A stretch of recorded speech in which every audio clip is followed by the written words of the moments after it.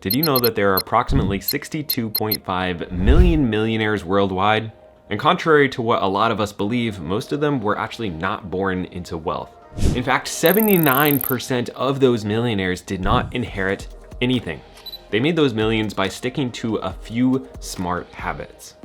I mean, take a look at Ronald Read. This guy was a regular gas station attendant and janitor from Vermont, not too far from me. But while working those normal jobs, he was able to amass a whopping $8 million. In fact, most of the people from his town and that knew him didn't know that he had any money, and he was able to leave a lot of that wealth to a library and a hospital after his death. Even though I'm not quite a millionaire yet, I've been studying a bunch of different millionaires, especially the ones that didn't make it as an actor or an athlete or performer, but just made it through normal means that are actually attainable for everybody. And it turns out there are 4 simple habits that Ronald and a bunch of other millionaires use in order to succeed. And the beautiful thing is anybody, normal people like you and me, can do this. Don't worry, this isn't just stuff from Google. It turns out most of the stuff that you read out there is just horrible information, and that's why most Americans have no money.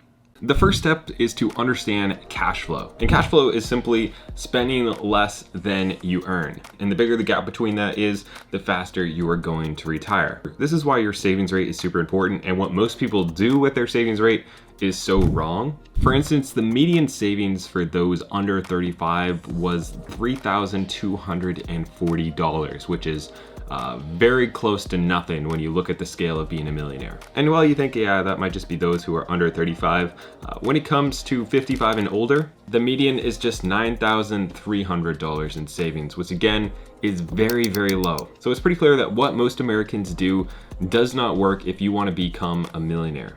But as I'm going to show in this video, it's actually possible to retire a millionaire with a very low income, just investing $35 a week.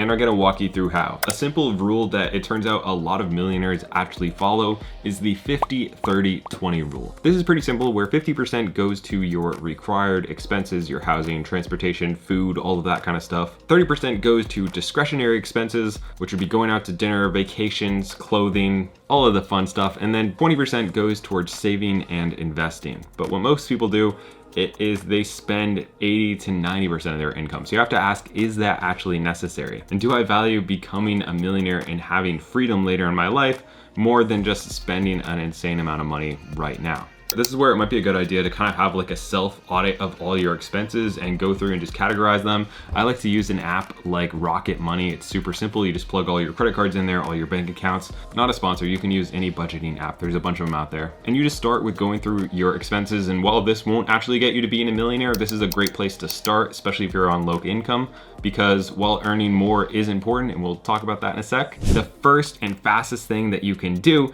is to lower your expenses, cut out subscriptions, realize what is a want, what is a need, and really realign the values. And really decide to start taking some control over your finances so that you don't have to be as stressed about money. This might mean cooking at home, making coffee at home, which is way better anyways, cutting out subscriptions that you don't use, stopping your impulse buying and spending on Amazon, all of that stuff that doesn't really make you any happier. And now with all that money that you're saving, it's important to actually put that money to work. So if you're looking to start investing, you can put it into a high interest savings account that you can save up money to either build up an emergency fund or then start investing that money, something like real estate later on. Or if you want to start investing now into the stock market, you could just start putting it into things like a Roth IRA or 401k, or if you have a work that has a 401k match, you could do that and just automatically have that money going towards your future, because it's super important to start as soon as possible with all that. I personally just invest into low cost index funds because they have performed the best, because it is the most simple way to invest for me. It's gonna outperform you trying to pick the stocks. It's averaged over a 10% return. It's just the simplest way to do it. If you guys wanna start, you can use the app Moomoo, which I've been using recently, with the link down below, and get up to 16 free stocks. So it's a great way to like kind of jumpstart your investing. Now, before we get into some of the bigger steps that will lead to a lot more wealth, a few ways to kind of push your savings a lot further is to actually set a goal and write down that goal, because if you write down a goal, it becomes 42% more likely to happen. So pick a financial goal, whether that's $100 a week or $100 a month to start, and write that down so you know exactly what you're shooting for. Because when we look at being a millionaire, it's this huge thing that's so far away but when we break it down into mathematical steps, it's actually pretty attainable, as I'm going to show you. Robert Kiyosaki said, if your financial intelligence is low, your money will be smarter than you, and you will work for it all your life. To be the master of money, you need to be smarter than it. So this is where step 2 comes in, of creating a wealthy mindset. Now, I don't mean the popular frou-frou thinking about money and you attract it, but there are some actual habits that will help you a lot. The first one is just gratitude. If you're grateful for everything that you have, for the place that you have something to watch this, that you can see it, that you can hear it, that you can walk, that you have a job, that you're not starving to death right now, then you realize you don't need to spend money on a bunch of stuff because you're just a happier person and you're grateful for everything that you have. Think long term. We've been pretty much trained by society to think instant gratification. Anything you want, you can pretty much have show up at your door within a day or two. You can just put it on credit and pay for it in the future, but it's important to think about long-term effects of compound interest. You can either go into debt, which will destroy your finances, or you can start investing early, which will make the rest of your life incredibly easier. Education. Most people stop reading books after high school and college, but this should be just the very beginning. Financial books, you can literally learn from some of the smartest people in finances in just a few hours. It costs like 20 bucks. This is gonna be, and just one idea can completely change your life. Like for me, I learned about the idea of house hacking from one book, and that in turn, over the course of my life, will make me multiple millions of dollars, but it's already made me hundreds of thousands of dollars from one idea, from one book. Surround yourself with people that inspire you. Sometimes we can't pick our family or even some of our friends, but it is important to be around people who want the best for you and don't want you to stay with them, because if you're out there grinding, making things happen, sacrificing for the future, and they're not doing it, they may start resenting you because it's showing a mirror to themselves of the things that they're not doing. So sometimes you actually may have to change your friend group, or you can just surround yourself with positive financial influences like watching YouTube videos, listening to podcasts, or reading books, which is kind of what I did to surround myself with some really smart people. It's just because I've consumed a lot of their content and I was really able to change my own mindset that way. Value time over money. See, wealthy people really value time more than money. You say, yeah, that's easy for them to say. They've got money, but most of them would trade all of that. But it's important to, as we get into the next few steps of earning more money, to try to find things that don't just require your time indefinitely. Because otherwise, what most people do is as they get promotions, they just work more and more and more. They spend less of their time actually enjoying this money, more of it just working and working and working. So that's where the idea of trying to find different ways to do relatively passive income, or at least just jobs that don't require straight up 8 hours of work for 8 hours of money.